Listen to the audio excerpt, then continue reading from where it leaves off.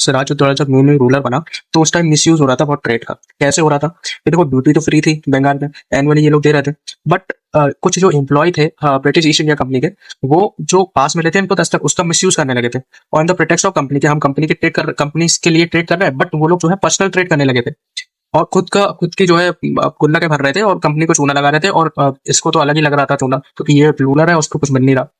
अब जो मिसयूज हो रहा था 10 तक पासेस का, इशू जो फारस जाने के थे। अब दूसरी बात क्या थी ना, उसी टाइम पे जो कृष्णदास था, वो था सन था राय बल्लभ का, जो कि नोबल ग्रुप था। तो वो जो है बहुत सारा बंगाल का ट्रेजर लेके ब्रिटिश ईस्ट इंडिया कंपनी के पास भाग गया था। और ब्रिटिश ईस्ट इंडिया कंपनी ने इसको असाइलम भी दिया था। असाइलम का मतलब है, मतलब उसको अपने पास रख लिया, उनका रुको तुम यहाँ पे, कोई दिक्कत वाली बात नहीं।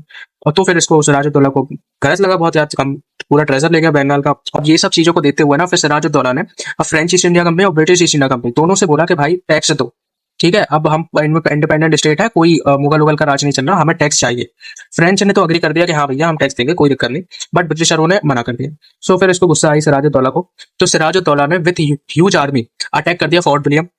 कब? 20 जून 1756 में। अब उसमें क्या किया ना, फोर्ट विलियम में सिराज आर्मी ने कैप्चर कर लिया 146 इंग्लिश मतलब ब्रिटिशर्स, और उनको प्रिजन कर दिया, उनको बंदी बना दिया एक छोटे से रूम में, जो कि फोर्ट के अंदर ही था। और जब नेक्स्ट डे उस फोर्ट का डोर ओपन किया ना, तो सिर्फ 23 पीपल्स ही अलाइव थे 146 में से, और 123 जो ब्रिटिशर्स थे वो सफोकेशन की वजह से मर गए। तो जो ये इंसिडेंट है ना, इसको ही ब्लैक होल ट्रेजेडी कैसे है, काफी इंपॉर्टेंट है, याद रखना इसको।